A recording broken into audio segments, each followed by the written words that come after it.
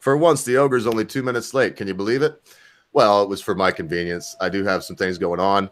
I was going to skip today because tomorrow is, of course, I'm in a hurry, so I didn't mute this. There we go. Because tomorrow is Moz's birthday, M-O-Z. The Moz meme master Moz is, I think he's turning 50. I'm not sure. He didn't say, or if he did, I've forgotten it. But we're going to have a party for him. So you want to be here. Same time we always do it. It'll go on about 4 o'clock Eastern Standard Time now because of Daylight Savings Time.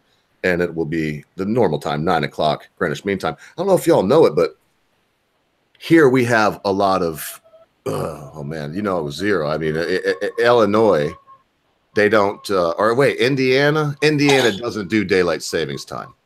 I think Arizona does. There's a few states that don't do Daylight Savings Time. It's one of those things right now, Ogre, with the country being the way it is, with technology being what it is. We really don't need Daylight Savings Time, honestly. We don't.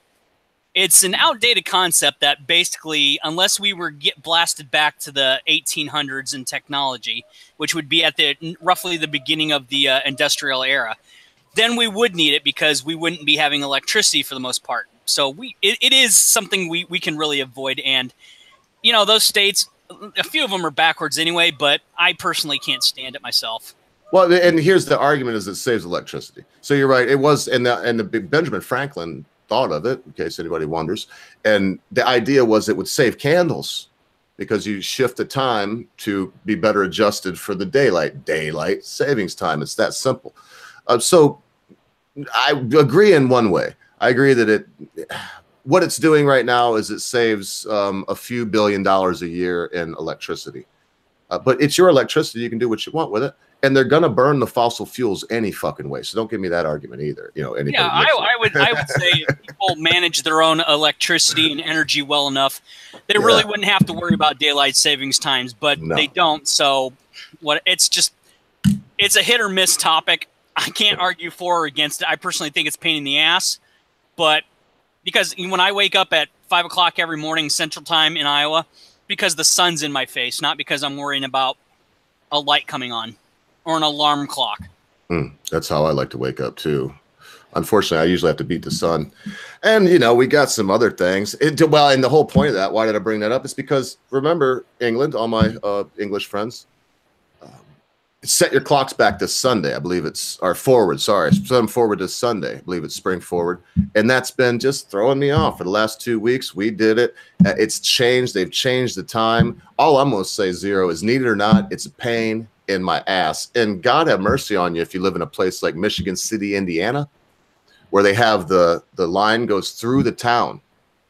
And for part of the year, you are an hour difference depending upon which side of that line in the town of Michigan City, Indiana. So you could be going to work at some place on the other side of the line. Well, that's a different time zone than where you're at, except for when it's daylight savings time, because Indiana don't do that.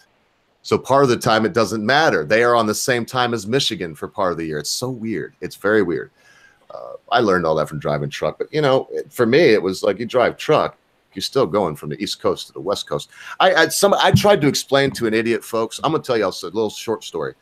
I know a person that just couldn't get it through their head that there's 4 time zones in the United States of America, but 3 hours difference. No matter how many times I even drew a fucking thing and was like, showed him, was like, see, 3, 2, 1, noon. See how that works? See how there's 4 time zones, but there's 3 hours difference? Didn't you ever learn to count on your fingers when you do the, and then you go and count? No, couldn't get it through to them. Also, and the whole conversation came up from Punxsutawney Phil, because we were in Michigan. They were saying on the radio that Punxsutawney Phil came out, saw his shadow, and so spring was going to come. And this moron, it was a girl, worked at a slaughterhouse. This moron said, Punxsutawney can't see the sun right now. It's dark out. I was like, hey, Natalie, it's dark out here, but it's not dark in Punxsutawney, Pennsylvania. In fact, they're on top of kind of like a rise in the Allegheny Mountains. And so they even hit the sun would hit them even sooner. Anyway, I don't know. Y'all know any people like that just can't get those concepts through their head? Maybe they missed something in their lower education. Some people just surprise me with how stupid they are. That's all I can say. I don't know if there's 3 time zones, what you're talking about, but I know there's Eastern, Central, Mountain, and Pacific, and they're all different. So I'm honestly got to stay out of this.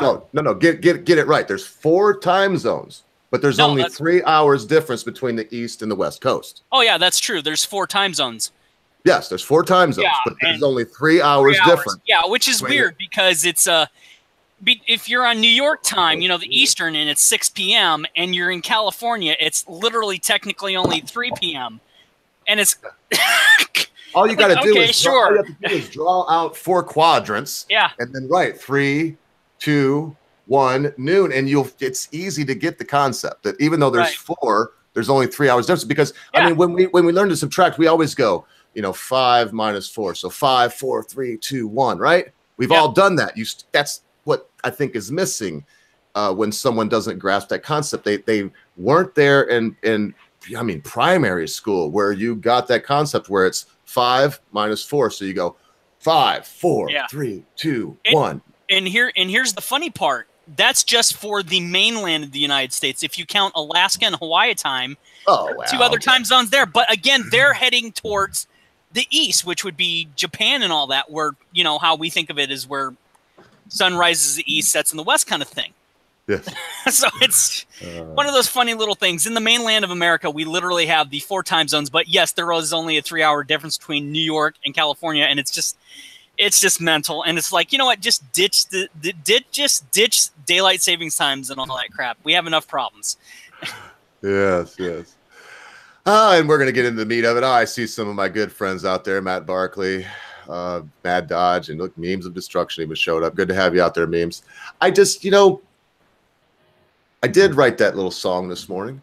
I woke up this morning with a sick feeling. And one of the things that makes me feel better is music.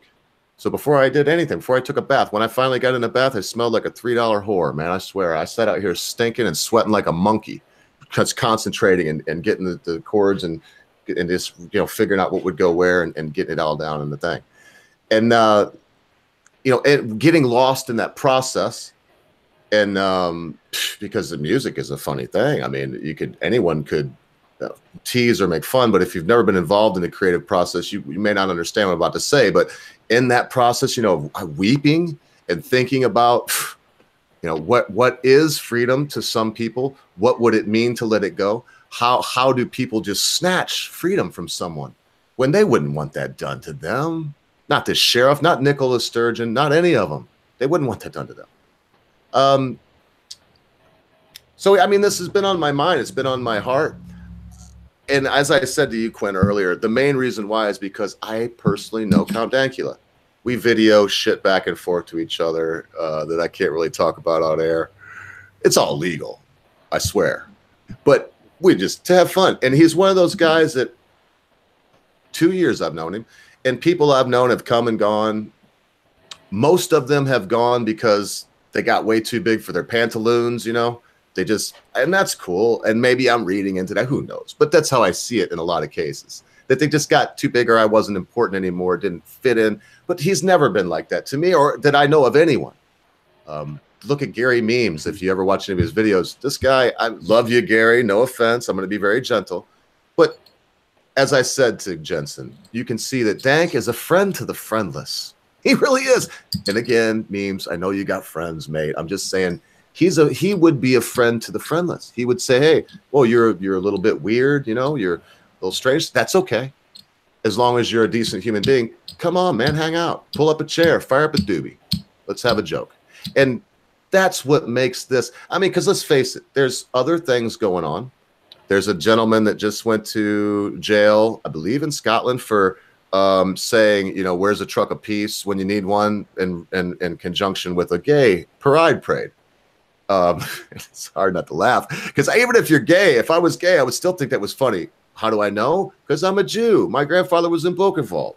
and I seen this joke that he did. I laughed my ass off. I watch it when I do feel bad about that. I watch that. It makes me feel better. So look, I'm already rambling on, mates. So I don't want to go on forever. That's why you two are here. Really want to hear someone else's opinions. Why this strikes them? Why is it that you know, so much focus is now given to this man? Why is he becoming the catalyst for the fist to be raised and the alarm to be sounded and for us to all cry freedom? Because we need someone, that's why. Well, at least that's my opinion anyway. It's about time that we had a figurehead that actually focus our attention on. What do you think, Zero?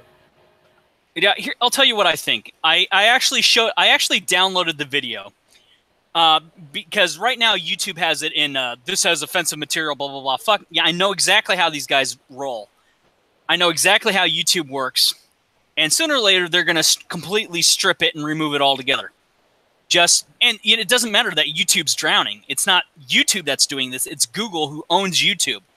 And YouTube is so far in the freaking red, you might as well, you're never going to get out unless you start making some changes. But that's a subject for another topic.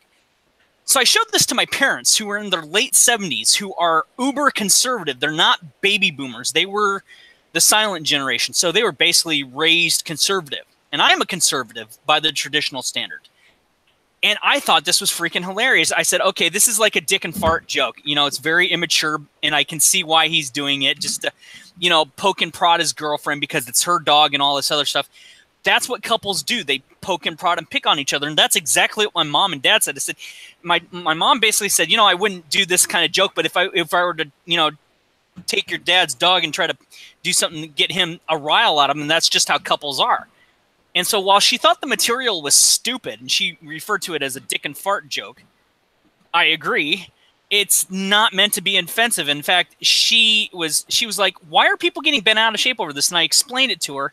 She actually went on Twitter for the first time, read my post, read Dankula's post, read Ogre's post. She watched and she did this of all things. She watched a Tommy Robinson video, an Alex Jones video, and she watched a Six Hexenhammer video. Yes. And you know, she's 76 years old, and she says, "You kids have fucking lost your minds." And I said, "Well, don't look at me, Mom. I didn't do this." She got the red pill overdose, is what happened. She's been red pilled since 1941. Yeah, I just said the new version, whatever that may be now. The new version. And my dad saw this, and he was trying not to laugh. Oh. Here's the reason he was trying not to laugh. Our family on my dad's side, none of us are Jewish, but we left Germany. My great grandparents left Germany the first time the First World War I broke out.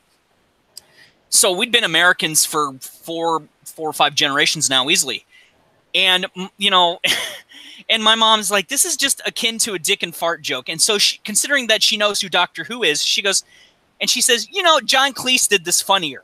And my dad doesn't have a clue who that is, but my mom does. So she knows Monty Python. She knows Doctor Who, all because of my uncle. And she knows comics and all this, and the same stuff that I know and my daughter knows. And I sent this to my daughter in the Air Force, and she goes, this is fucking hilarious. I mean, it's stupid, but it's hilarious because that's the kind of shit that people do to their spouses to piss them off, to get a rile out of them. And the main thing is here, everybody else nobody really took this wrong until one police officer over in Scotland decided to get his dick cut off and become a whiny bitch and make a big stink out of this. And so now what's happening is the government over there is basically pulling a Hunger Games where it's Plutarch would say to President Snow, to divert the mass populace of this over here, you focus on Katniss's wedding. You know what's the dress going to look like? Execution. Yep. What's the cake going to look like? Fear. More fear. Yep. So more fear. That's what they're doing. This is a Hunger Games moment, people. And Tommy Robinson basically stated that if it wasn't for the internet, we'd all be fucked. And that's in very short terms after I watched the entire interview. And he was right. If it wasn't for the fact that people are basically able to go onto these platforms, and I'll tell you right now, if YouTube strikes this and removes it, I don't give a crap, because once this is done, I'm downloading it for basically to keep records. They can kiss my ass. I don't give a shit.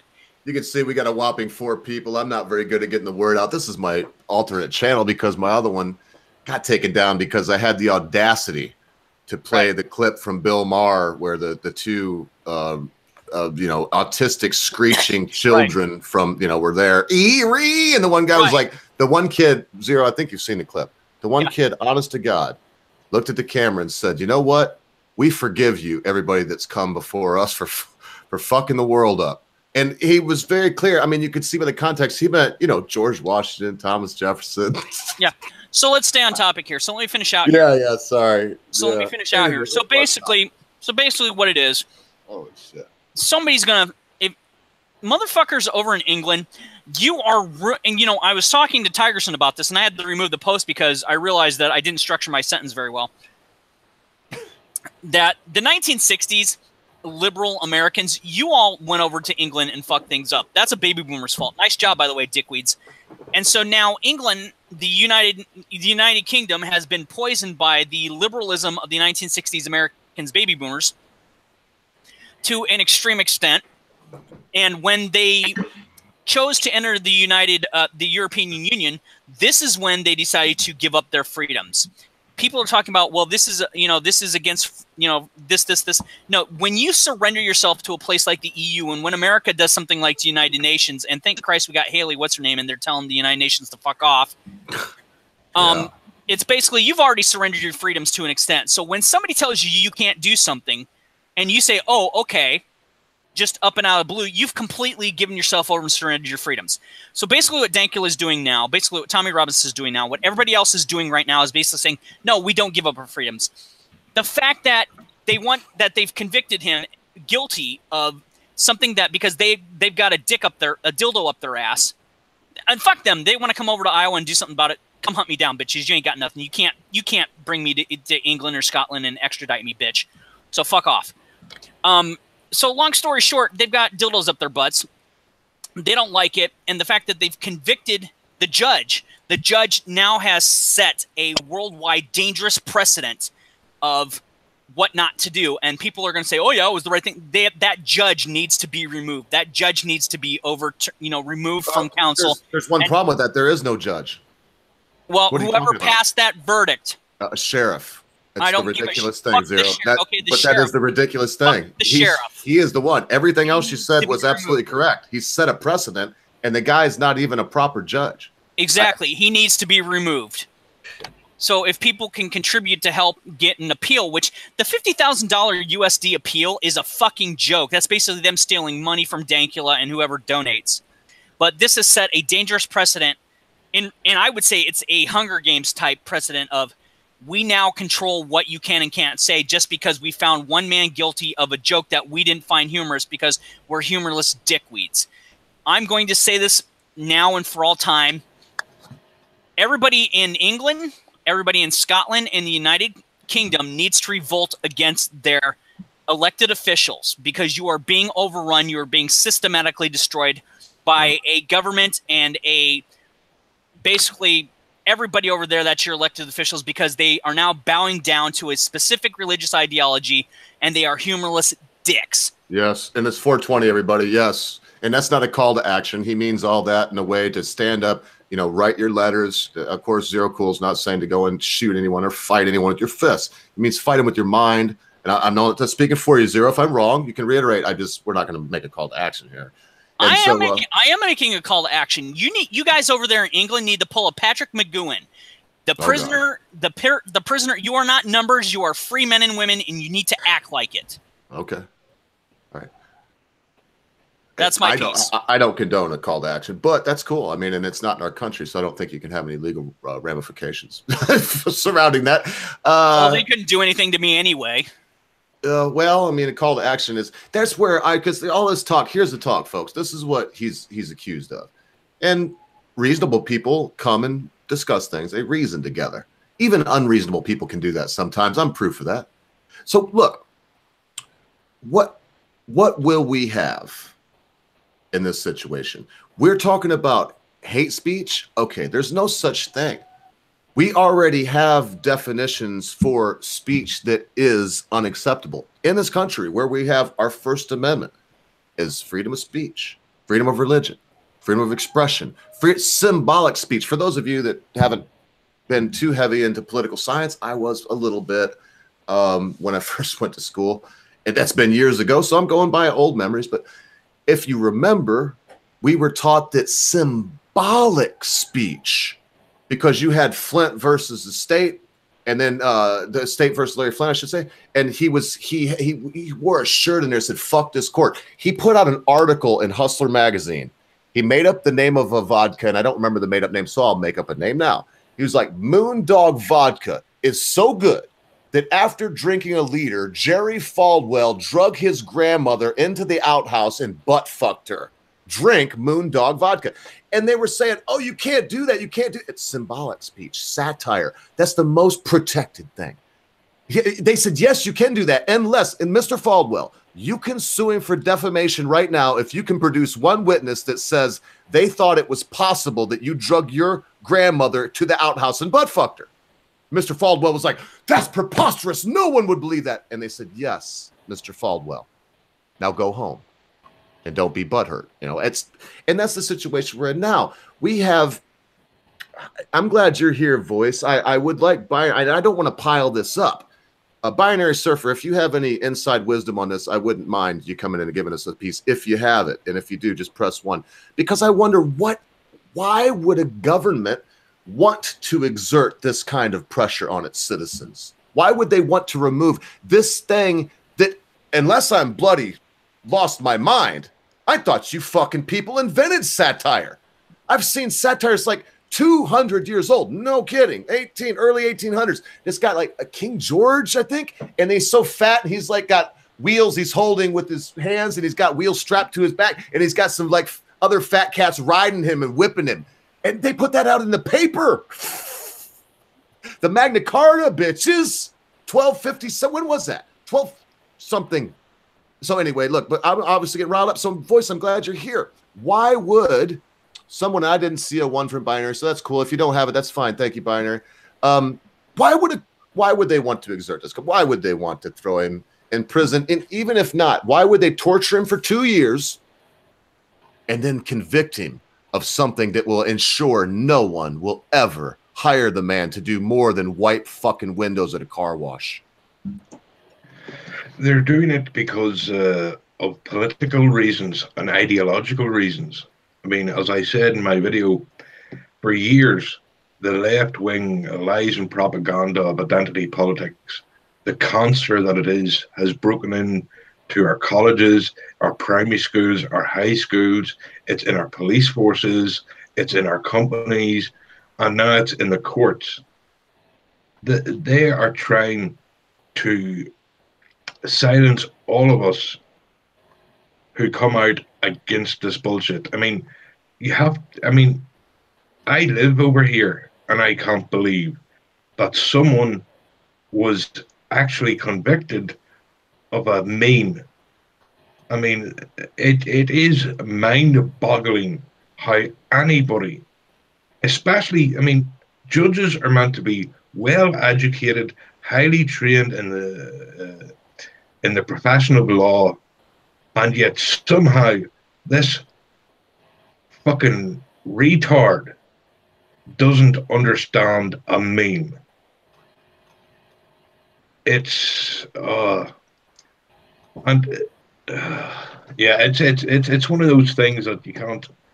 It's hard to put into words your true feelings because it is just so fucking out there. It's like, let me see. It's like flat earthers. You know, they come up and say, "Hey, the earth is flat. Aye, you're having me on." You know, if someone told me today, and I wasn't involved in the internet or YouTube or anything like that, unless someone came up and said, "Did you hear your fella down the road was arrested for a meme?" I'd laugh in their faces. I wouldn't believe it.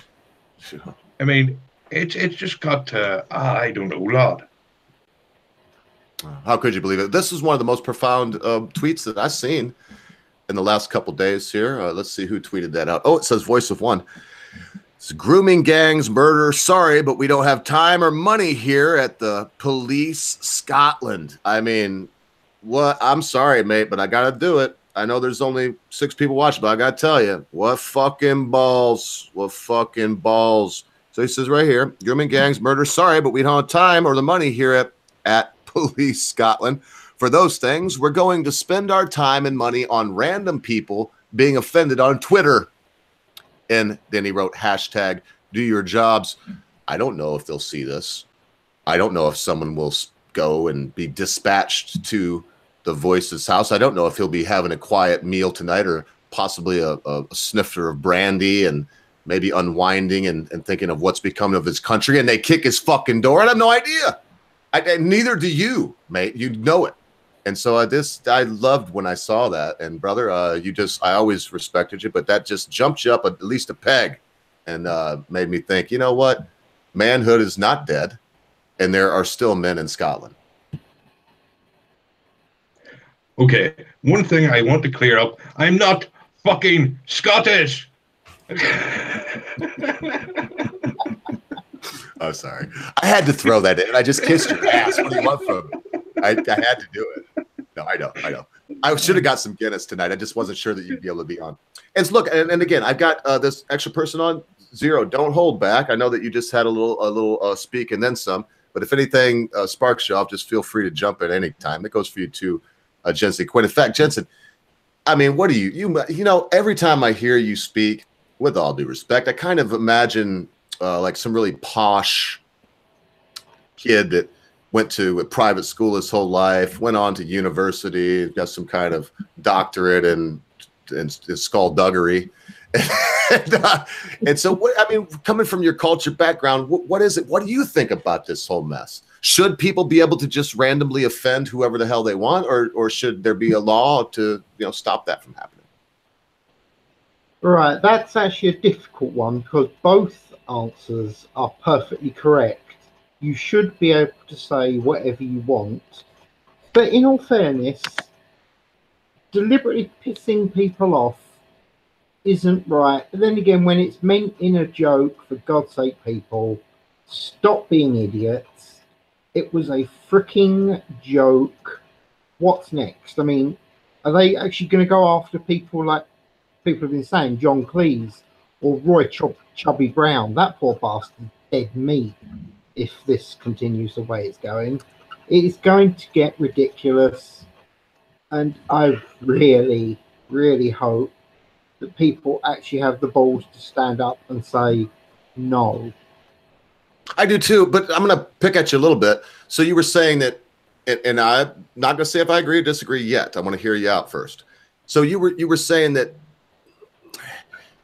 to be fair, that it wasn't right, but in the context of laws, do you think there should be any law to stop? Now remember, we're not talking about calls to action. We're not talking about yelling fire and St. Peter's Basilica. We're not talking about anything like that.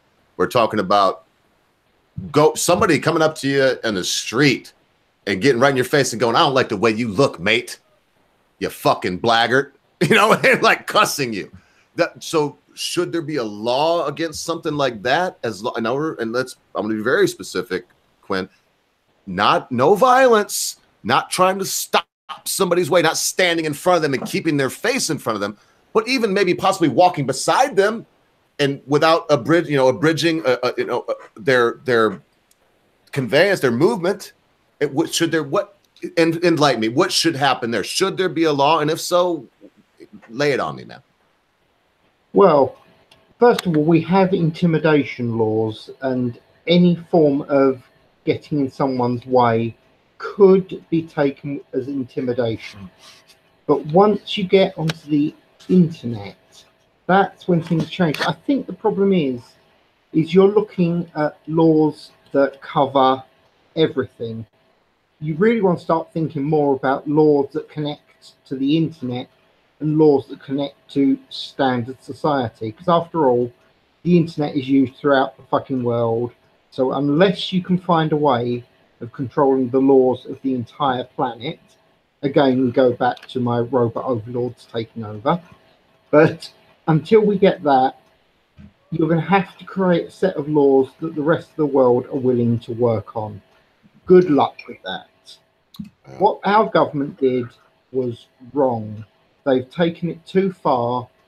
It was a nothing to start with, and somehow they've blown it up to this big ass shit. Look, I'm going to pin you down. So be clear. No, what I'm kind of hearing now is you're saying, yes, that sucks, but no law about it. We need a separate law between the internet and society. The two things are different. Right. No, there shouldn't be a law stopping people from actually being able to say what they feel they need to. There you go. That's what I'm trying to say. It's the difference between the real world and the internet world. Certain moralities still should apply, though making them a law is where it starts to go tits up. Well, because here's the problem that I have with the law. Now, the same scenario, Jensen. I've got the English accent and everything, okay? Big bloke, just like I am. You're in your neighborhood, right? You're having a cup of coffee out in at the cafe out on the patio, you know, right on the street there. You got a little umbrella set up. I'm sure you do that in England. We do it here. And you're having a cup of coffee with your mate. And here I come. I'm walking next to somebody, just like I said, I don't like your face. I don't like the way you look. No law against it. What are you lot going to do? You're just going to watch that happen in your neighborhood? Or are you going to get up and say, oi, what the fuck you thinking? What are you doing? Who are you? Why are you harassing this person? And so for me, we don't need laws when public shaming and public pressure will already come to bear, where people know you don't just do that in the street. You might get your ass kicked. That's what I was saying about the difference between laws and morality. Yes. Morality will step in and say, boy, dickhead, if you don't like it, don't fucking look. Whereas the moment a law is brought in, it changes too much. It ceases to be the right thing to do. It's a law at this point. You can go to jail. You can suffer. Well, you can suffer whatever the hell the police and society are going to do to you. For fuck's sake, we had the morals. Where did they go? Well, when in Jensen, I would fairly bet to say the same over there as in America is the thing with morals and ethics have gone out the window because they treat law like a business. A large percentage of the time when somebody commits a crime, depending on how big the crime is, they would rather a person pay bail and get massively fined to keep themselves in power than they would actually see somebody in jail unless they plan on making somebody an example out of somebody. So the thing is, like I said earlier, a $50,000, appeal for Dankula, they want the $50,000 more than they do really want to send him in jail. They want to send him. Yeah, they send him to jail.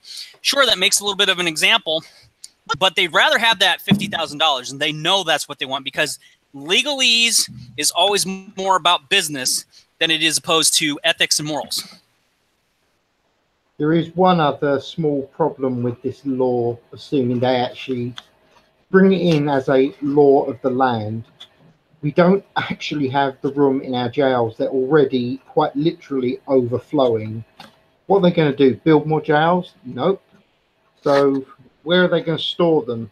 This law isn't going to make sense because it's going to make too many people criminals in a society that doesn't have the room to store said criminals. Yeah, I wouldn't say these are the exact same thing because these are vastly different issues. But it's kind of like in America where we have a marijuana issue and we send the people to jail for that. And it's like, really? You're going to send the person for smoking pot to jail when you've got all these people that are out there committing violent and vicious crimes against people and basically stripping them of their free will because they commit the crimes against those people. And you're going to send somebody who failed a piss test at work to jail? Fuck out of here. Man, no kidding. And here you go. This is from Binary Surfer. The rape and abuse of thousands of girls for over 40 years, which you knew about.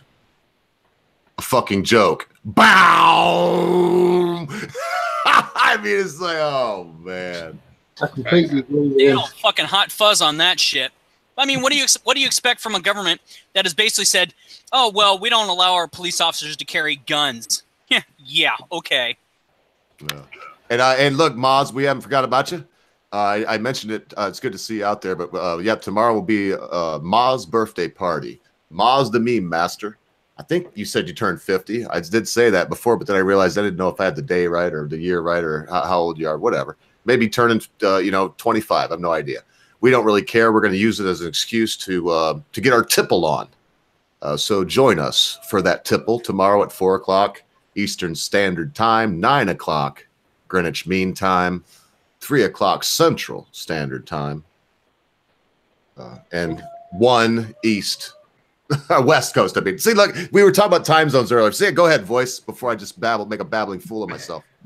I think there's arguments here not being made. You see, we have to remember that this is ideological and class. It's not the working class people who are offended by anything. It's not even, I would say, the majority of the upper class. It's the middle class ideologues in colleges, now in Parliament, who are getting offended by these things. And that's what they don't understand. And again, it comes back to just on the streets, right? Where are these people living? The people who are offended, the middle class ideologues, they're living in nice, safe neighborhoods where nothing's happening.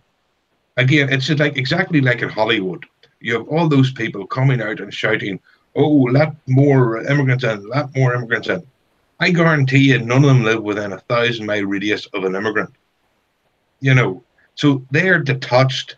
They have somehow become so detached through class that they're not living in the real world. They're living in their own small reality. And they're trying to make laws for the entire of the country from their own little small base. And that can never work. I mean, like, I'm sure this is true for everybody here, regardless of country. But you just think to what you used to call your mates growing up. I mean, I grew up in Northern Ireland here, right?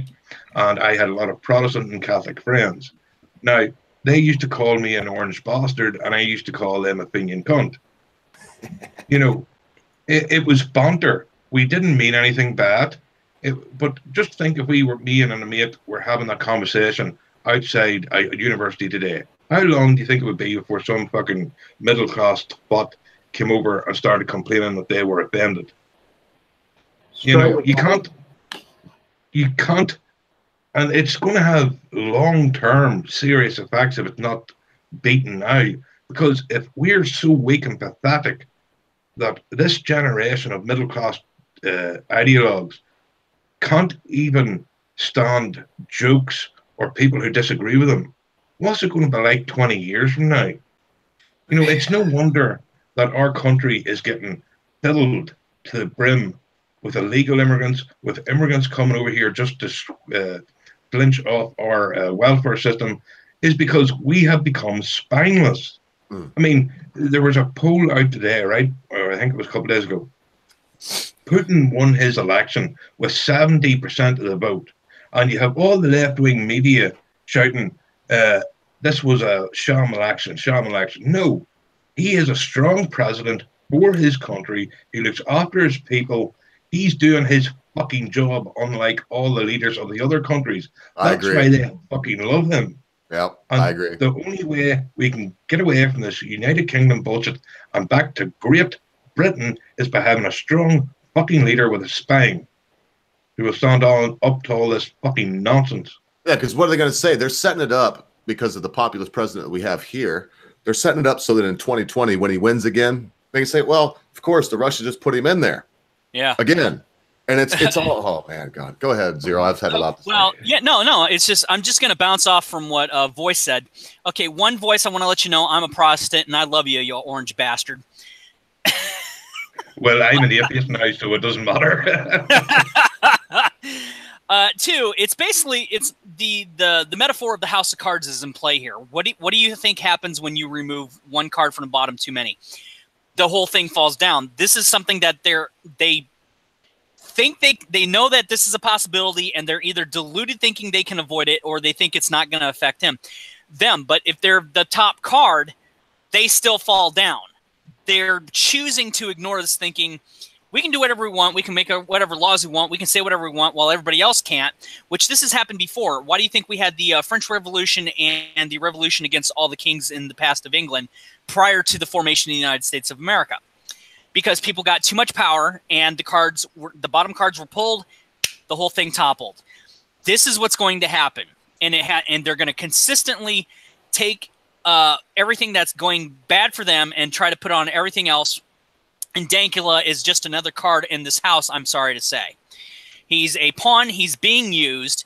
And this is why I've basically said to people, you need to rise up against your leaders, vote them out, remove them however you can, because they're going to try to cull you first, and they're going to try to say that they're the wheat that's good when they are failing to realize that's not what's going to happen. And then when it does happen the way they don't want it to happen, they're still going to try to blame you. This is, as I've said, to the perfect movie metaphor is, this is the Hunger Games. This is the very beginning of the Hunger Games. And it's going to get fucking messy. And there are going to be times that we're going to start turning our back on these people, and they're going to bitch and whine and moan. And then the weak-minded and the weak-willed will basically kiss their ass. And that's not allowed. That's not acceptable. Yeah, I like the analogy. The Hunger Games. I see that, you know, the whole fear. I mean, I can hear the old heroin. What was his name? I remember from Along Came Polly, where he like went to do the meeting for the guy. He was like, that was Philip Seymour Hoffman, who played Plutarch, and I thought it was fun. But you know, the irony is here, Jennifer Lawrence is helping the Hunger Games, at least in America, helping it happen. Yeah, she's helping it happen on an economic level, and she should realize that the character that she played, that the book portrays this particular scenario already advanced beyond what we have it right now, and she's helping it come to pass. It's like, nice job, J-Law, you freaking idiot. Well, let's be honest, Dave. These are people who are dumb enough to take pictures of themselves naked and put them on the internet. Ooh, and I would, you know, I've looked for them and didn't find them, and you sent them to me, and I must say that which ones of J-Law? What a nice little poontang she has. Well, you better send those to me. If you're gonna send anything, you can send them to me, since I'm a free agent now and I want to hate fuck bitch. The voice has him. He's got. I mean, and it's like there's once you stand up, you see she's got a nice little puss, little poonie. I mean, there's a movie. I can never think of the name, but it's got Christian Slater in it, and it's got the guy from The Old Man, the Sea, and from Requiem for a Fighter, and I'm trying to think of his name. Anyway, and he was like, "Listen, man, you got to kill this mobster." It was like, "Man, I would kill him. I don't want to kill him." It's like, well, you got to kill him because he's a piece of shit. The only thing he likes in life is to see the fucking people that he don't like be destroyed and tortured. He likes to eat like a pig, and he likes to fuck all the fucking young girls he can. So then you see Christian Slater in with the mob boss later, and he's like, "Don, what do you like the most in life?" And the Don, he's fucking sitting there, and he's like, food everywhere at the table. He's like, "I like a food. I like to eat. Love the food. I like to see my enemies suffer, be destroyed in their house, turn into shit. And I like it a pussy, the young pussy." He even does this with his hands. He's like, "I like it a pussy, the young pussy." And now, mind you, he's not a child molester. He's talking about, you know, Jennifer Lawrence. So as soon as I see Jennifer Lawrence, to make a long story short, that's exactly what I thought, boys. Ooh, like it a young pussy. You know, Woody Harrelson hit that shit, man. You tell me he did. He's too cool to come out and say it, but, you know, she's got daddy issues. He fucked her. Good luck to him. No, I'm betting on it. I guarantee it. Well, I didn't mean to shut everybody down with my hilarity. No, is it, you know, you actually made me think of something, not to derail the topic, but I'm going to expand on that real quick. I was watching the video where that one kid went on to American Idol, which I didn't realize it was still on. In fact, some black guy put it up, and I was busting my ass off laughing the way he presented the whole thing. Derek was fucking gold with this shit, where the guy had never kissed a girl, and he was saving himself for his first true love. And then Katy Perry had a Me Too moment, and I said, I don't know if I should feel proud of that guy for getting to mac on Katy Perry, or bad knowing that she's had her mouth wrapped around Russell Brand's knob. Oh. So let's leave that. But, yeah, no, but, you know. I didn't see where you were going with that. You just ruined it for me. Sorry, man. But no, that's kind of how I'm looking at, you know, the whole. Yeah, hey, but look, anyway. You know, that's the only thing I like about Russell Brand, is that when he found out that his wife was a devil-worshipping piece of shit, New World Order slag cunt, he broke up with her on a text. He sent her a text. It's like, "I don't ever want to see you again, bitch." Yeah. Russell Brand scored 1 point because, you know, even a stop clock's right twice a day. and he's a moron. I mean, I don't know how else to say it. I was just watching it. He was on with some intelligent person. It was Jordan Peterson, wasn't it? Yeah, I'm almost positive. I just was watching because I don't really follow Russell Brand. I mean, he's the truths. I mean, I watched it a couple times. The fucking guy's in, I don't know, man. Guy's out of his mind. You got to ask yourself one thing. How the fuck did he get so much pussy? I mean, that guy gets more fucking pussy. What's the saying? He gets more ass than a toilet seat, that cat. Nice. He was on some show. When he's done this more than once. It's because of the show that he's on. And once he turned out to be I've always equated money and power and ignorance to how much money you have. The more money you have, the more liberal and of a douchebag you're going to become. And so I've been proven right.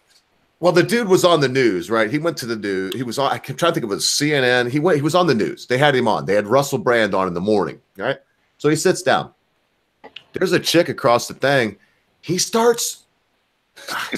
He starts to flirt with her, but the problem is she is obviously attracted to him, and she is getting flushed and flustered, and he just hammers her. All you got to do is type in Russell Brand comes on to news host, and in fact, there's like 4 or 5 of them. The one I'm thinking of, the girl's wearing a red dress. She starts. Oh my goodness! I guarantee you, if you Bounty would have to be the quicker picker upper because she was wet. If you know what I'm saying. Anyway, yeah, did we derail it? But look, this is the point. I know how you hate this. No, I'm going to finish this off before you go. Before you continue, it's funny that you're talking about Katy Perry going off the rails because I remember watching a Razorfist video where he actually met her before she got famous, and she was actually somebody you could get along with and not want to strangle in their sleep. Yeah, I don't doubt it. It just goes to show that money, unless you're really unless you're really intelligent, money can absolutely corrupt you, and we've seen way too much of that. Anyway, I'm done on that topic. Oh, well, and I was just saying, because I even said it before, but that was 3 beers ago. We're going to go on for an hour and stick to one topic. But here's the thing. I also want to show honor to the person that the topic was about. And I would like to be, I'm waiting for the voice, but we were being serious because usually the voice of one, I'm going to tell you, I'm not stupid. I know that my live streams, I do my own thing on my videos, but the live streams, it's not me. And you get cool people around you. You try to be funny. You try to be witty. Have a good time. Get people to watch, right? The voice of one, you, dude. Oh, my Lord. Last night, I broke my fucking rib. When was it? Monday night? Whenever I think it was last night. You were on the Mad Dodge. You were on the Brown Eye, the new stream he's got. You were killing it, dude. I've never heard someone crack. The Pope was crying. Yeah, that's it. Well, you have to have a bit of crack now and again, like. Well, you got to have humor. Yeah, so I'm waiting. That's my style. I'm gonna put pressure on everybody. Did you actually crack your rib? Like, did you fall over or something? No, I said, yeah. You had me laughing so hard. I was putting it in the side chat. I don't know. You were on a roll, mate. I don't know if you had a couple extra Guinnesses or a little bit of that good Irish whiskey, but you were on a roll last night. And you were killing the ogre. I sat right here in this chair. And anyway. And here's the thing. I'm not going to say it was invented. Humor was invented. Okay. But freedom of speech was invented by Great Britain. Magna Carta that I know of. I just did I wrote a little article for Proactive Patriots. It's up there, and I orated it on my channel. Orated. That sounds so terrible. But anyway, I did that thing. But not what it sounds like. That I know of, the Magna Carta was the impetus for the idea of human rights, not just freedom of speech, human rights. Before that, in history. Now, don't get me wrong. If you were a Roman citizen, you had certain rights and all. But the idea that people had that's the first time. Well, isn't that the irony, though? The Magna Carta was developed by the United Kingdom, and then we adopted that into the Bill of Rights as well as the United States Constitution. And now they're literally and we are simultaneously in both our countries on a certain level trashing both of those historic documents. The only time in history we've ever created something to give people of all types inalienable human rights These motherfuckers are trashing it because they're stupid morons. You're just fucking priest. I mean, I tell you, we must have put something too much in the food or the water over the last 50 fucking years to get people to do this stupid shit. Well, there's only one way out. It's kind of what you said. I think that the only way out is going to be war. Well, I think the academic agent and between the academic agent and the voice of one, they have been the two that have given the most proactive ideas that I've heard so far, like things that people should be doing. And the academic agent, man, I'm not even for reasons of my own, I'm not even a huge fan, but I can say this. I mean, he's got a whole how-to. He just put it on Twitter. It's like, if you have a problem and you want it to do, he showed the letters he was sending out. And as much as it sounds like a cuck thing, Zero, at this point, the best thing that could happen is that they were flooded, inundated. I heard the number 50 million, Voice said. If they got 15 million letters, 15, then that would be equivalent to marching there with an army. Yeah, and I think people need to understand where I'm coming from with this. When I say war and I say a call to arms, the act of violence needs to be the extreme last resort, which it may or may not come to. Everything else, whether it's financially supporting somebody, whether it's a financial war, whether it's a spiritual warfare, whether it's an economic, spiritual, whatever, short of taking up arms and literally turning the streets red with blood, you need to do long before, because even Batman, who people seem to, and I'm using this analogy here, people think that Batman never uses a gun. Batman has used a gun. Batman does use a gun, but only as the extreme last measure when nothing else can solve the problem. We need to make sure we do not get to that route anytime soon. We need to do whatever we can, whatever form of war other than actual physical violence, because we've already seen what's happened in America where people have tried this and it failed miserably. And when they continue to try it, they get met with a massive backlash, and the police are basically standing up to them, and they don't like it. Well, too bad. This is what we need to do across the board, is avoid what certain groups here have tried to do and gotten stomped for. When I say war, there's many levels of war. There's intellectual war, there's spiritual war, there's economical warfare, there's all these types of war and things that, Sun Tzu has a lot of great things to say about that, and very rarely does it ever get to the point of actual bloodshed. Let's try to avoid that as much as possible. So when I say war, find ways to engage in acts of warfare that do not, unless an extreme last resort, need bloodshed. Well, I want to make 3 points here. The first is, and this is why I've always preferred the Punisher to Batman, because he starts off with a hardcore and continues with a hardcore. Second, I think if you want to take a historical perspective of this, if you look at the Roman Empire and the Egyptian Empire and basically every empire since, whenever a country gets to such a level where it is so prosperous, people tend to go to the extremes. I mean, when you look at a country that's, look at the countries around the world that are all poor. Have any of them got this social justice bullshit? No. You look at the countries that are rich, that have welfare, that have every convenience anybody could ever need, and they're filled with this social justice bullshit. And that's because the prosperity has caused a vacuum. I mean, when I was growing up, like 25 years ago, my main thing was get a job, get a house, wife, kids, that sort of thing. That was my goals in life. My nerddom was something that was done on a Saturday night. It wasn't a big part of my life, But now, unfortunately, these kids have been brought up in a time when anything they want is just handed to them. So they've got nothing to work towards. They've got nothing to fight for, because it's already all been done. And so they're creating these fictional problems to fight against, to give themselves a feeling of normalcy. Yeah. and not to make you derail from your other points, but that actually reminds me of a lot of in the X-Men comic books, where the villain Apocalypse comes back occasionally. Basically, when Apocalypse was originally created, he was to test the X-Men and mutant kind in the original X-Factor comics, and he basically says, I only come out and I come back to test people when civilizations get to such a great height that they believe that they're beyond being tested. And that's kind of what's happening right now. Not an Apocalypse, but it's the character of Apocalypse would basically have a heyday with us right now to pit the strong against the weak and to call the wheat from the chaff. And that's kind of where we're at on all levels, and that's what's happening. So that's how I kind of view it. And with the comic book analogy, you're talking about the Punisher and whatnot. I have to say, in 10 years' time, we'll be asking our friendly Americans to come over with their chocolate and stockings and liberate our country from the fucking Nazis who have taken over.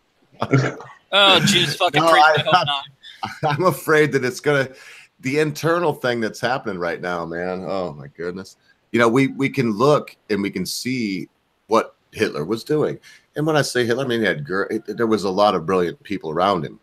And when I say brilliant, I'm not trying to give them any credit other than saying they were brilliant. If you say that they weren't his inner core, well, then you're stupid. And the disinformation, what's going on right now in South Africa is we don't have a clue for the most part. We really don't, because I think I know what I know. There's a reason, right? They want to consolidate power, but in the end, I don't know why. In motive, when it comes right down to any criminal case, you need motive. You need some kind of motive, unless you have an outright, somebody saying I'm guilty and giving you a confession. I mean, y'all follow me right here. I know I'm going around the corner, but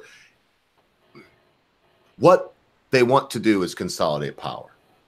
I wish I knew why, because it would help me understand the whole thing better. But it doesn't take away from the fact that worldwide power is trying to be consolidated into a few hands. They're doing that through the central banks. That's a big thing. I mean, you have the trifecta, folks. Don't be mistaken.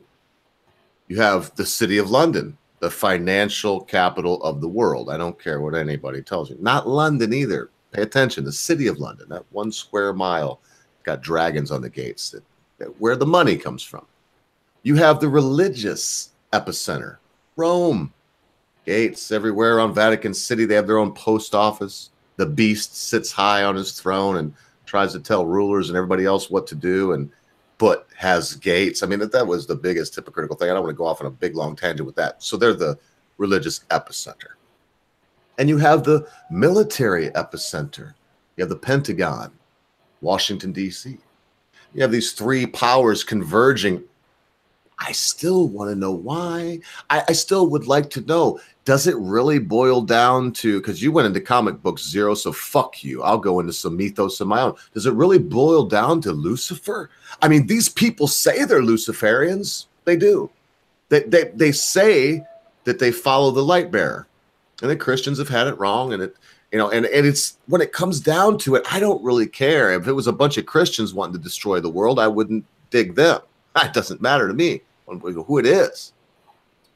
But I guess that's what I'm left with, that a load of devil worshippers arrested my friend, tortured him mentally for 2 years, and ultimately found him guilty and decided to torture him yet another month while they possibly strip him of every freedom that he has.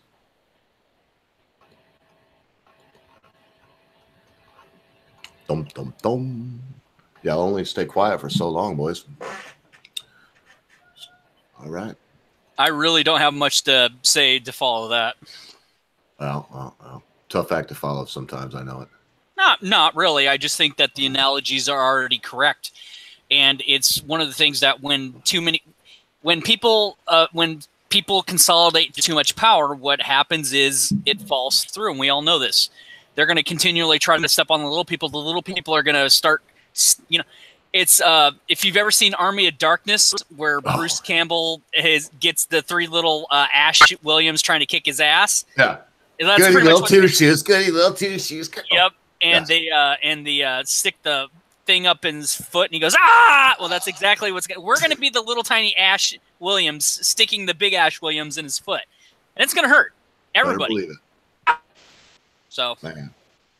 Yeah, well, all right, look, boys, I was kind of hemming and hawing. I was shooting for an hour, and we're there now.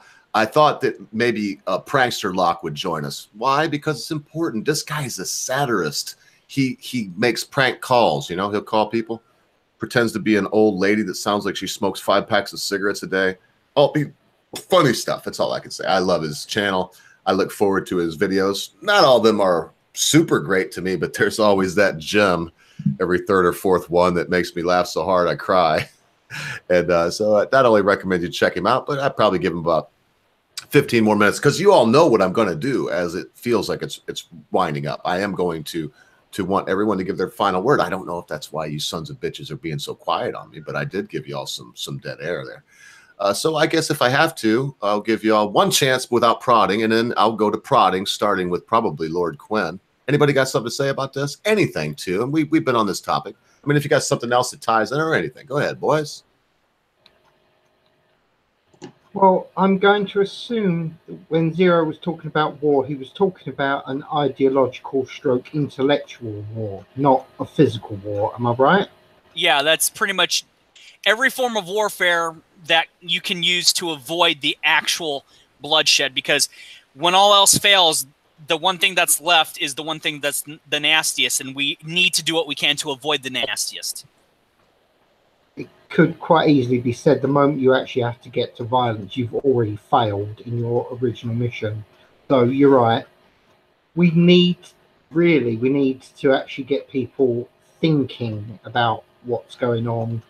I know there's this whole red pill, blue pill, and all that sort of bollocks that people are using as a term, but we just need to get people to actually realize what this world is going to end up like if it continues going this way, and it's not going to be good for this planet. We are going to lose any rights we've actually ended up with over the millennia, until we become nothing more than overexcited drones working for our ruler. And you can put whichever subtitle you want with that, but that's what they're trying to do, turn us into mindless drones just to keep churning out what we have now. We're losing our innovation because we're turning in against ourselves. I think it's because humanity actually works best when we have an enemy. By definition of enemy is a force to fight against. Otherwise, we'll end up turning on ourselves like we are now. There you go. That's basic sociology, and it's very true. I mean, I do subscribe to that, even though there's 45, 50 schools of sociology seem to add to them forever. I've talked about this before. There's 6 schools of philosophy, 6 major and accepted schools of philosophy when it comes to psychology. So sociology to me is a little convoluted. It is, it's controlled by crazies and to a larger extent.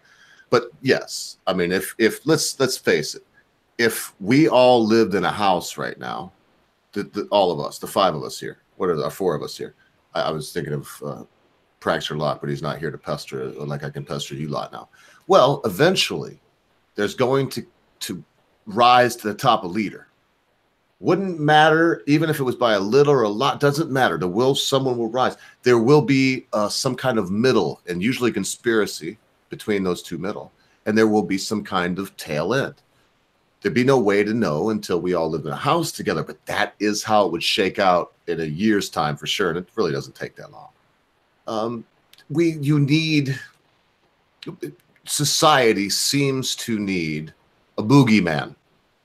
What I want to ask the voice of one is, why isn't that boogeyman the Muzzies, since they are already fucking your 13-year-old girls? Called him out. I'm not sure. He may be there. He may be busy. I'm sorry if I want to hear that answer to that though, because there's only 2 English people here. 2 British people here. So I mean, why is that? If you need a boogeyman, why not just go with the one you already got? Unfortunately, society has dictated that they are now untouchable. Yeah. So sorry, Ogre. I was DM and did something. Sorry about that. Very unprofessional. No worries, man. No worries. But if you heard it, go ahead, man, because that is the question. If we need a boogeyman, then why not the mudsies that are already raping your 13-year-old girls? Well, you see, unfortunately, they can't be the enemy anymore because the left, because the fucking rejects who are now infesting our colleges have decided that if you're brown or Muslim, you can't be touched. I mean, this is one thing that really does drive me up the fucking wall, right? Now, we can all agree that for several hundred years, between 1,000 and about 1,700, the Christian religion was the most brutal religion on the planet. We can also agree, in historical context, that in modern day life, in this modern time, that Islam is the most dangerous, vile religion there is. I mean, these are facts. Yes. I mean, just look at Islamic countries, look at Islamic communities, look what's happening in both.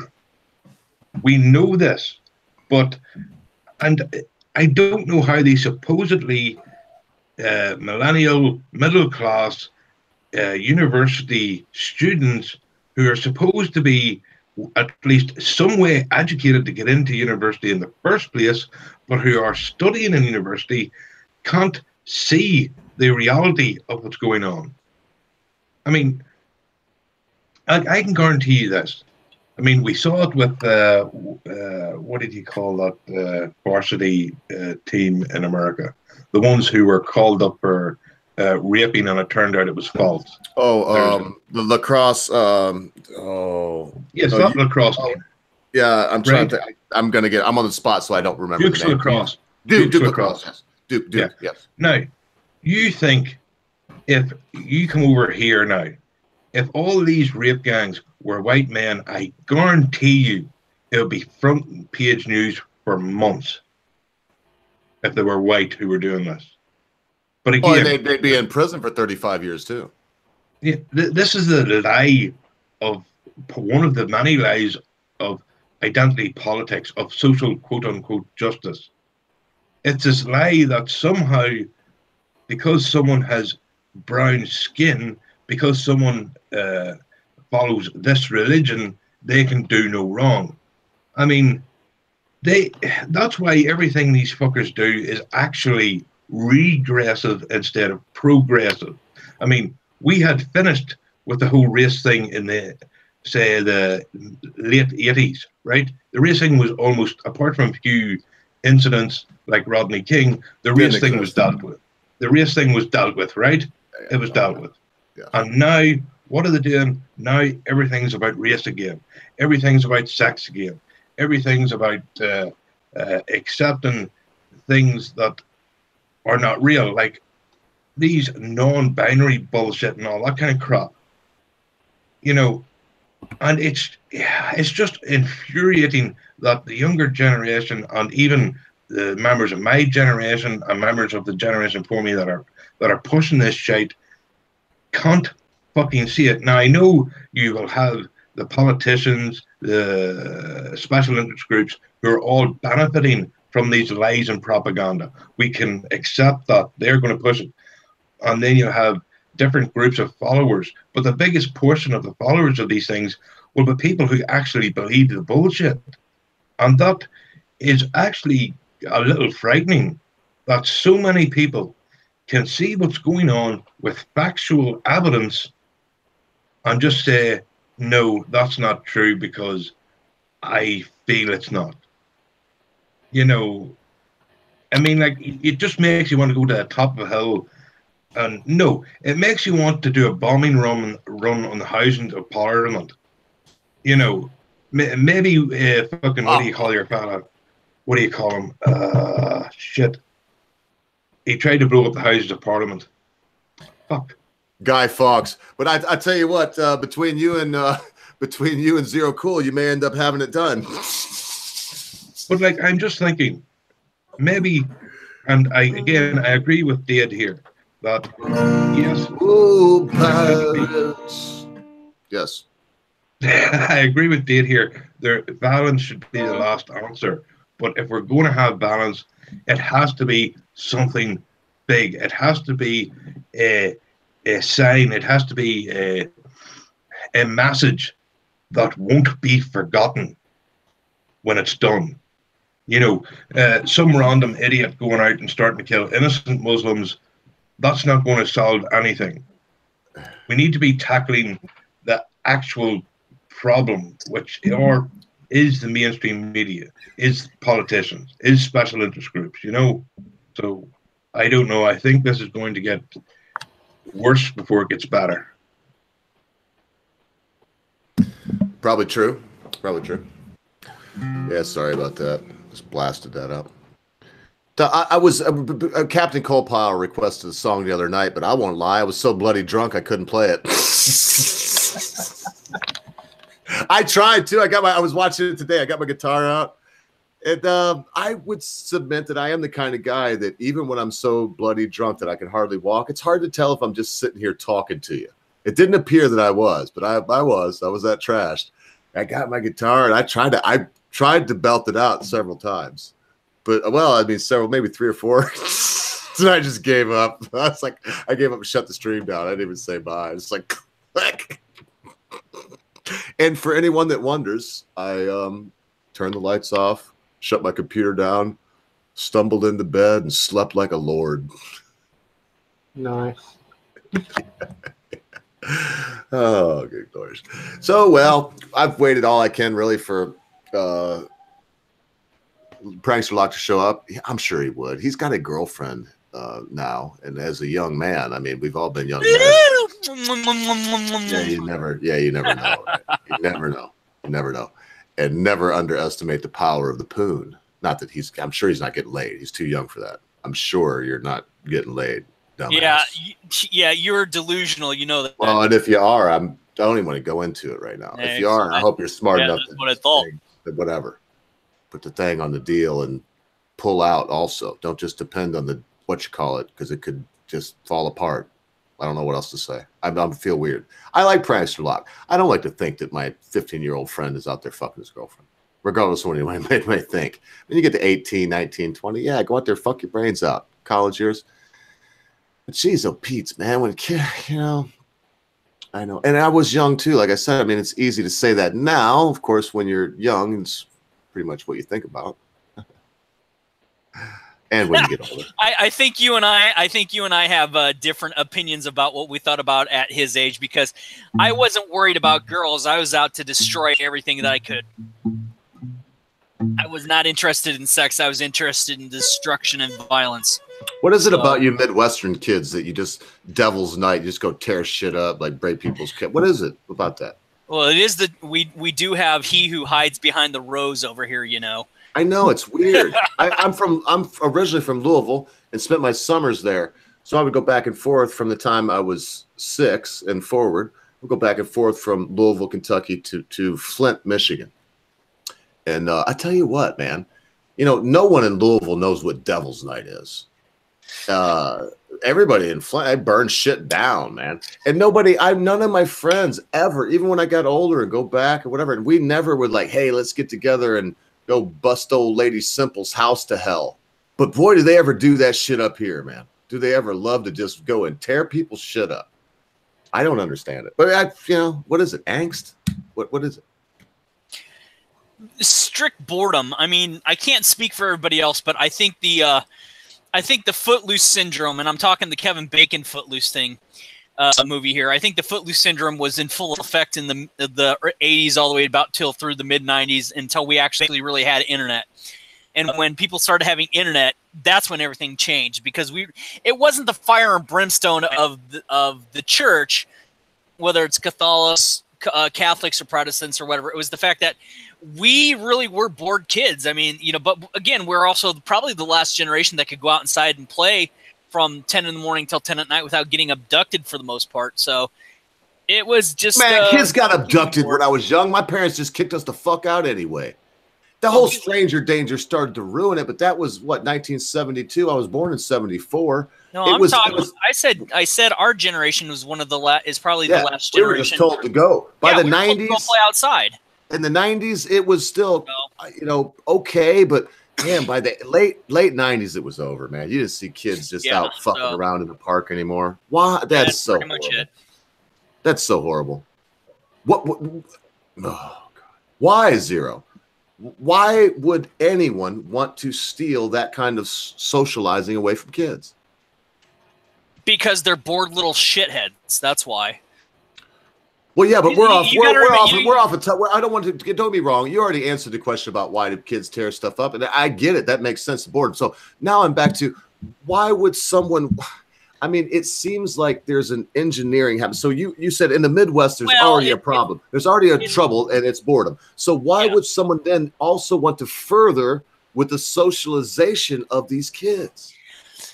Usually, it usually goes back to the belief that if you were picked on in high school, you would do whatever you can to be rich, and then rub your noses at the 10-year, rub it in the noses of the people at the 10-year reunion. It's the same belief of just because if you couldn't have something, nobody else can have it either. That's what it is.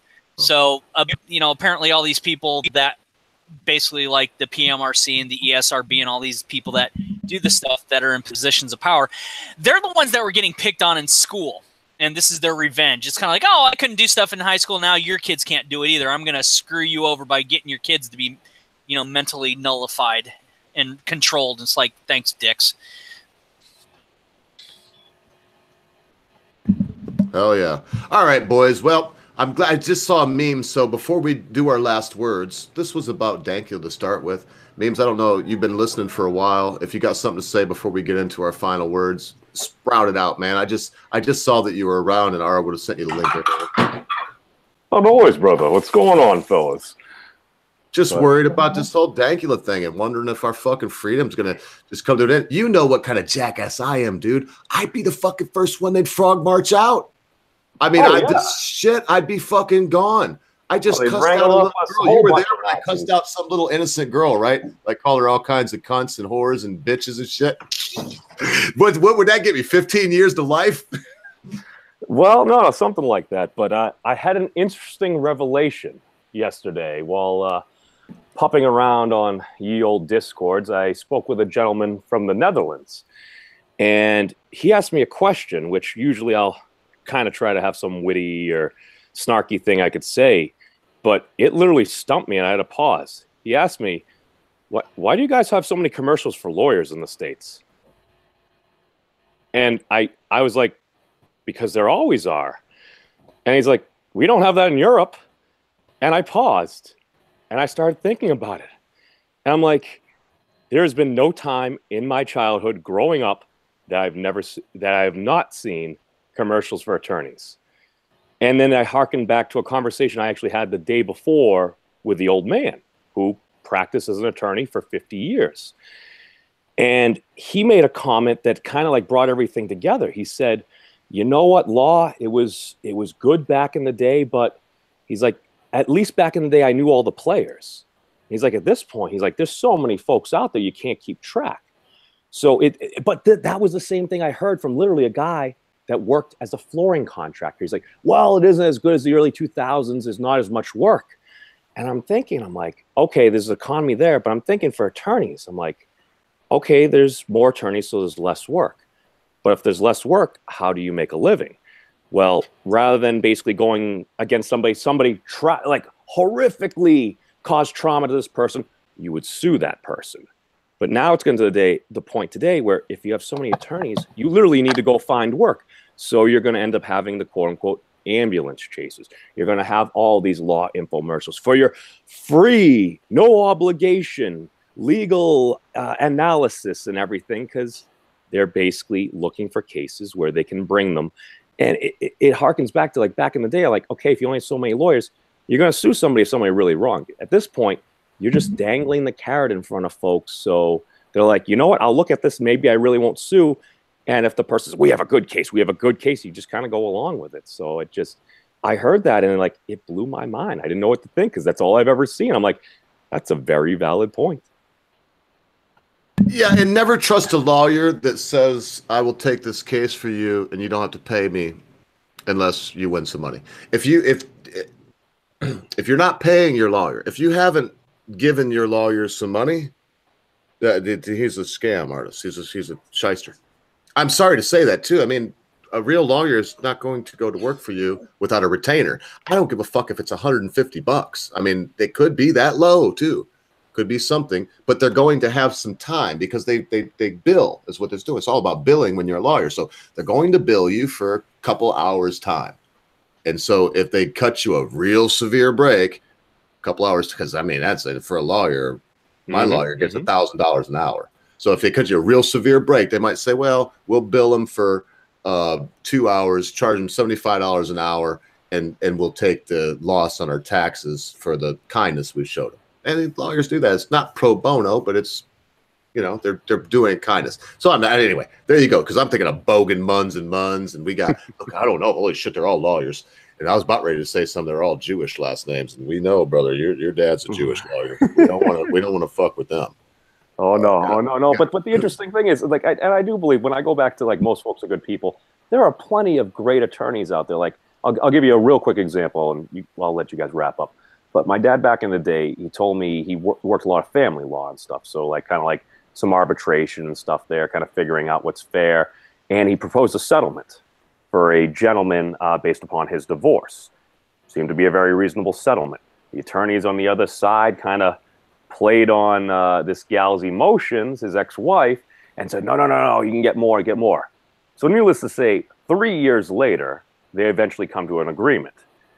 My dad's client looks at the paperwork. He's like, isn't this what you originally proposed? He's like, yes. Well, how'd you know that this is where we'd end up? And my dad said, I've been doing this a while. He wasn't looking to screw them. He wasn't looking to screw them at all. He was just looking to do a job and have a fair outcome. And it's just the incentives we have. Like you said, man, you want to bill as much as possible because you're going to make more money. If you were a good attorney or a better attorney, maybe you just take more cases and actually provide good quality representation to the folks that need it. But I don't know. That's what Scott Isles, attorney at law. Scott Isles, if you're in Midland, Michigan and find yourself strapped with a DUI, possession of marijuana, or any other legal problems, Scott Isles, attorney at law, recommended by the Laughing Ogre. And I ain't shitting. That is his name. You could find him pretty easily. Man, you know, there's nothing like having somebody that understands doing a good job, being there for a client, and having, and in his case, having because I've used him a couple times in a criminal case, but not, I don't know when I'm not going to go into it, and it wouldn't be your typical criminal case. He's my lawyer that helps me with my, I own a couple LLCs, and he does, you know, he's my dude. But I do recommend him, man. I've seen him. He's gotten my business partner a couple things. I've seen him do some wonderful things in the criminal law also. He's just a great guy. And he believes in that now. But I'm going to tell you one thing. I've known him for 12 years. He ain't going to go to work for me for free. Now, and again, it would be fair, especially if I was hurting, but he ain't going to be free. Yes.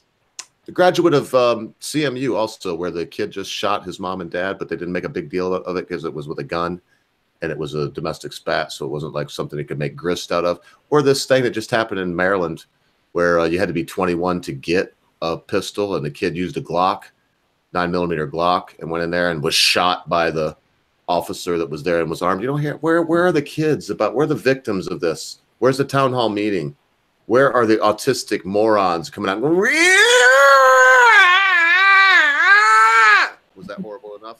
Because that's what it sounds like to me. We do town meetings. You just sounded like you were just killing a cat. What the hell, dude? Dying calf in a hailstorm. That's what I was going for. That's what my daddy always that said. Worked. So my dad always says, you sound like a dying calf in a hailstorm.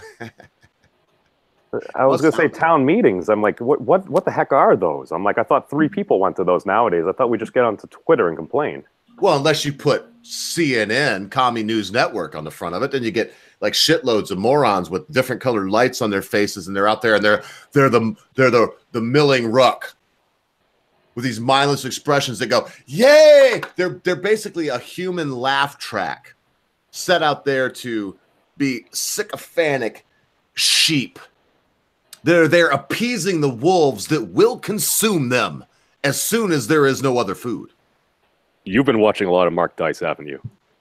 Mark Dice. Oh, I do like Mark Dice. I No, because he does the same thing and he kind of giggles at them. He does do entertaining videos. Is he less than charitable? Sure, but I mean, it's entertainment. No, everything I do is years of cultivating my own character. But I do know I like Mark Dice. In fact, look at this. Check it out. I just got done reading this one. This is one of my favorites that he's done.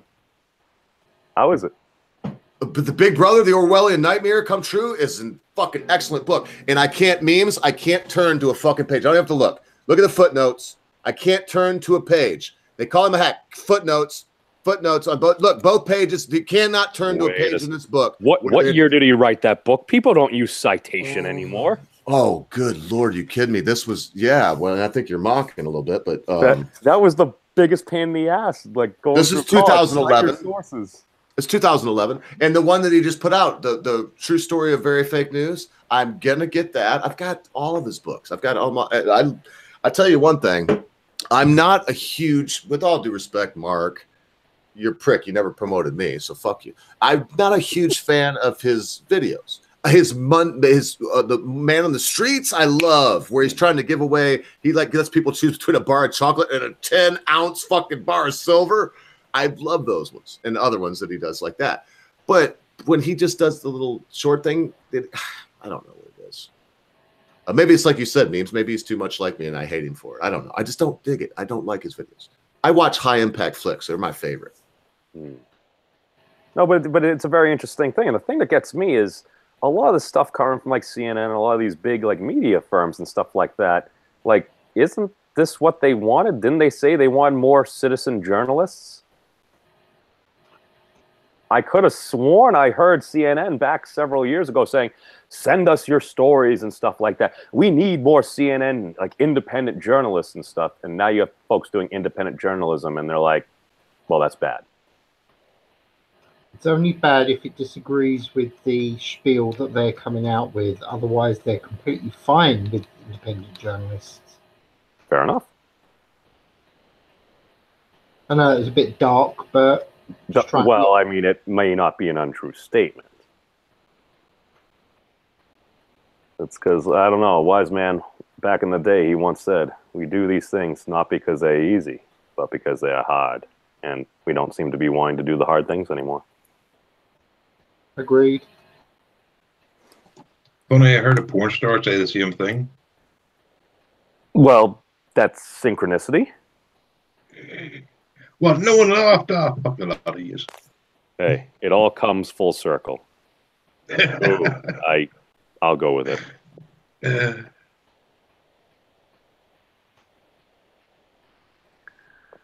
But yeah, no, it's unfortunately, Voice. I tend to kind of agree with what you said a little bit earlier. I do think that things may get worse for a while before they do get better. But I mean, again, it's always darkest before the dawn.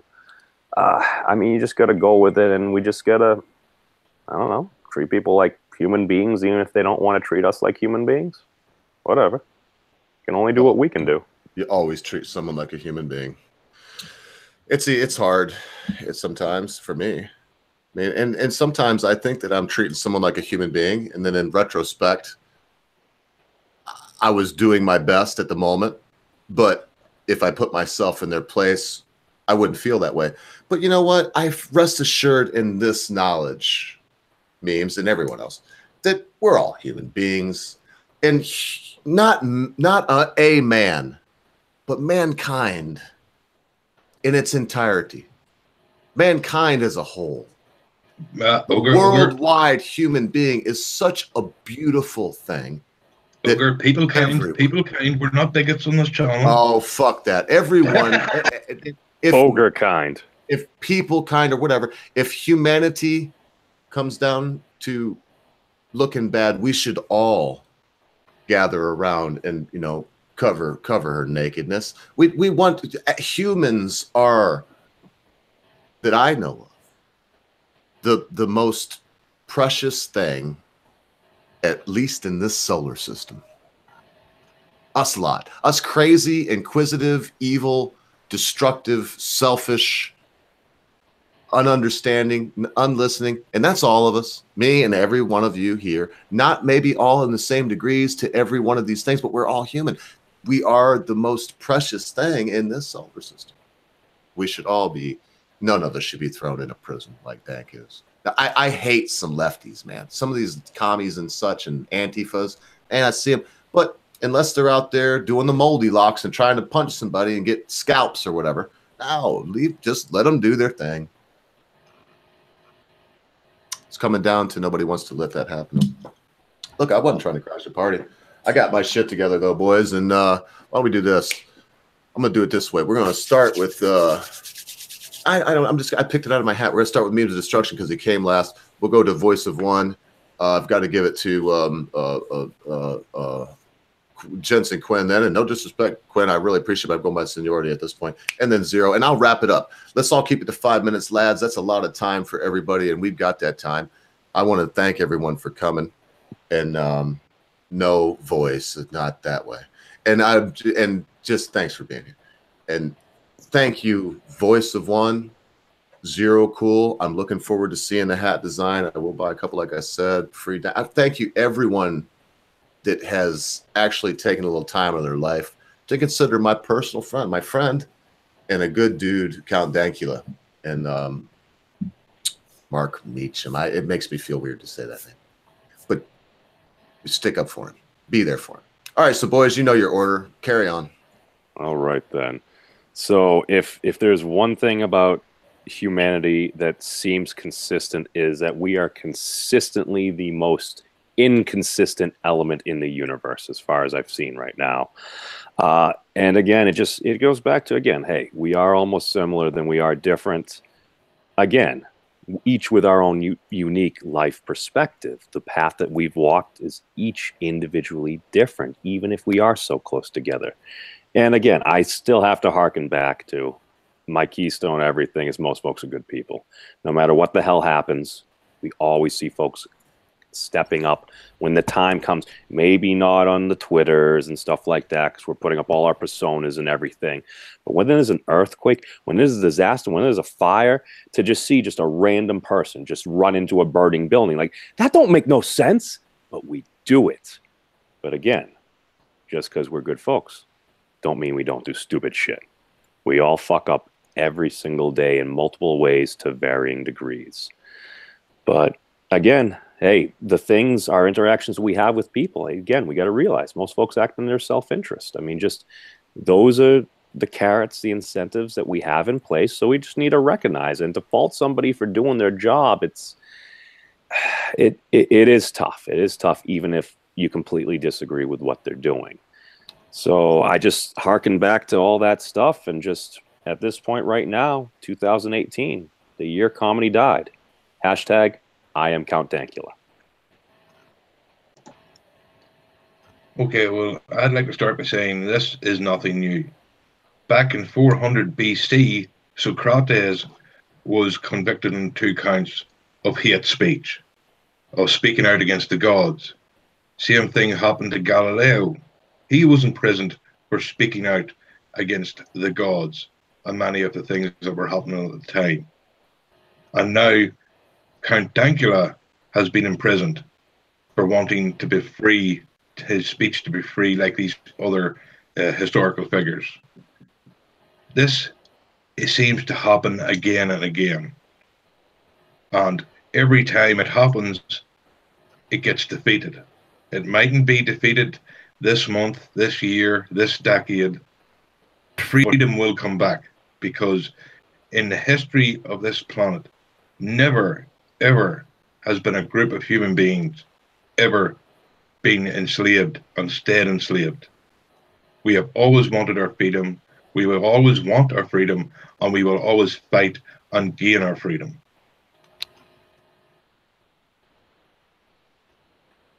Marco? Okay. I like the fact that you think I can be able to fill up 5 minutes. I suggest whoever's next get ready, because I won't take that long. I think what appalls me with the crap that's going on now is, as a kid, I was dragged up to Hyde Park, and we were shown Speaker's Corner, and we were told the whole thing about, you can say whatever you like here. No one's going to stop you. This is a place where you can just give out your opinion. And now they made that entire thing a complete fucking lie. That disgusts me the most out of this. One of the major things we was always able to do was talk there. And nowadays, they shut you down. All yours. Cheers. Zero cool.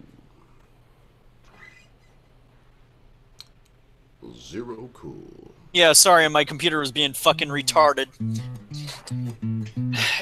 Well, here's the very simple truth. This is nothing new. Humans are the only ones that fail to understand that the only constant in the universe is consistent change. We consistently try to fight against it when we should flow with it, and thus we have conflict, which sometimes has no resolution. War is coming. War has been declared. And to quote Hugh Jackman from X-Men 1999, are you sure you're on the right side?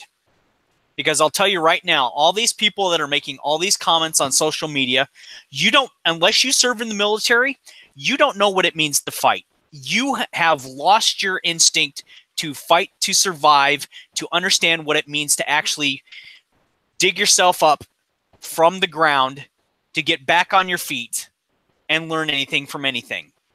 All you social justice warriors out there, all you people that are making policy that you think you can't be touched, history repeats itself, and what's going to happen is the Third World War is going to happen, and it's not going to be fought on the battlefield. It's going to be fought everywhere else, and you will lose because you won't know what to do. And if you really want to know what the rallying cry is going to be, I will simply point you to Churchill. What he said to the United Kingdom, to the English people of World War II. We will fight to the end. We'll fight on the beaches, the landing grounds, and the streets. We will never surrender. That is what's going to happen, and it's going to be a mess, whether it's physical, emotional, spiritual, or intellectual. There will be a war. You will lose. Doesn't matter if it's today, doesn't matter if it's tomorrow, doesn't matter if it's 10 years from now. Tallies will be taken, losses will be counted, and victors will, as they always have done, will write history. And it's going to make you look very unfavorable. Hashtag free Dankula. Well, you mentioned it today, and someone said something, but I saw a tweet. So before I play my little tune, it's not mine, it's Bob Marley's. I want to say, whatever it's worth, Zero, hang in there, brother. Changes are tough, but you found the one that you had, you'll find another one, and if you don't, I'm sure you'll be happy. I hope you'll be happy. And I don't know what else to say, brother, other than I've been married 25 years, and she watches these things, and I would be lost without her. I wouldn't be able to find my fucking socks. So I'm hoping that all of my quote-unquote thoughts and prayers are with you. Thanks for being here, brother. And also, one more thing I gotta say. What is you're a stud? You're a real man. I've got my daughter. I'm good to go. Yeah, well, so all I need is my kid. I was gonna say this too. You're a real stud because I didn't even know. I don't think anyone had any idea that there was anything even going on, and you are the, if I may say it, the quintessential man's man that doesn't let people know whatever. Because with all due respect to you, it can't be roses and wine and roses. I mean, so enough said about that. Sorry if that's what's needed to be said, and congratulations if that's what needed to be said. Other than that, don't know, don't care. Glad that you're alive, glad that you're here. So, here, this bong swat is for your exo lady. May she go fuck herself. All right, so, all right, Captain Copilot, I don't think he's here right now. But as I said, and tried to rehearse a little bit while Voice of One was talking, I won't take up more than 5 minutes, lads, but if you feel like it's a little boring before I say my last words, haul ass. If not, I'll be around for about 10 minutes after this for a little talky-walkie afterwards. Please remember, Maz is here. Tomorrow's Maz's birthday stream. There will be more drunken guitar music. You don't want to miss that. There will probably be some freedom talk, a little bit of talk about Dankula, and what we love to do, the kind of booze we're drinking, the kind of smoke we're smoking, the best cigarette to have after a few too many, shots of whiskey, all that kind of stuff. So here we go. Bob Marley. Oh, pirates, yes, they rob I, sold I to the merchant ships. Minutes after they took I, up from the bottomless pit. But my hands was made strong by the hand of the Almighty. We forward in this generation triumphantly. Won't you help me sing these songs of freedom? They're all I ever know. Redemption song, redemption song. Emancipate yourself from mental slavery. None but ourselves can free our minds. Have no fear for the atomic energy, for no man can stop the time. How long will we slay our prophets while we stand aside and look? Stand up, you must be a part of it. We got to fulfill the book. Won't you help me sing these songs of freedom? They're all I ever know. Redemption song, redemption song. Don't ask me why, but it does repeat this again. Emancipate yourself from mental slavery. None but ourselves can free our minds. Have no fear for the atomic energy, for no man can stop the time. How long will they slay our prophets while we stand aside and look? Dag is not a part of it. You know he goes by the book. Won't you help me sing these songs of freedom? It's all I ever know. Redemption song,